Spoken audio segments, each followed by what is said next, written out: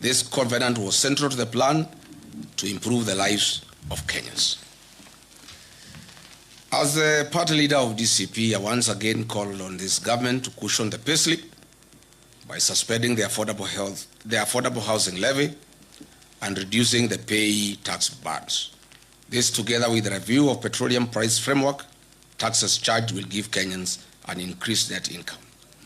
A punitive and unpredictable taxation regime is one of the principal causes of the high cost of living. William Ruto should lead from the front and actualize his promise made in the wake of the 2024 Gen Z protest to reduce government recurrent expenditure. State House does not need 18 billion Kenya shillings for 12 months. These funds could be used to subsidize rising fuel and food costs for the benefit of Kenyans. Or better still, these funds can be used to ensure farmers in arid and semi-arid lands have access to clean water for domestic purposes, farming, and for their livestock. Patriotic Kenyans, Mr. William Ruto promised to build a disciplined, transparent, and accountable government founded on prudent public finance management, constitutionalism, and the rule of law.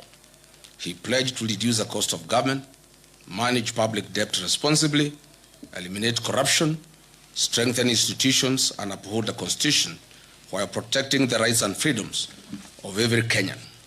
4 years down the line, the government introduced new tax measures, expanded statutory deductions, implemented changes to public finance management, and undertook toxic borrowing to finance government programs. It also introduced reforms affecting public institutions and the administration of government.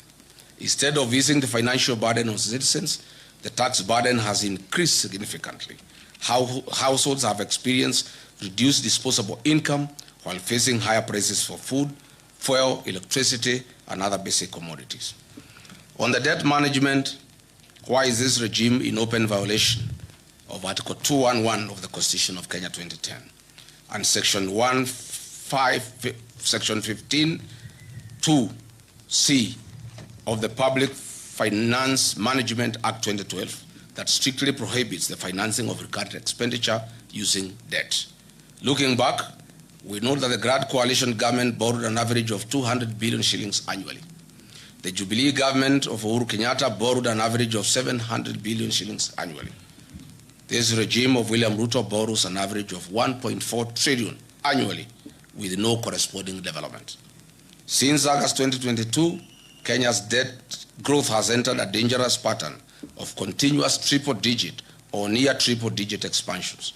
As we speak today, every citizen of Kenya and every child born as of this morning has a debt of Kenya shillings 221.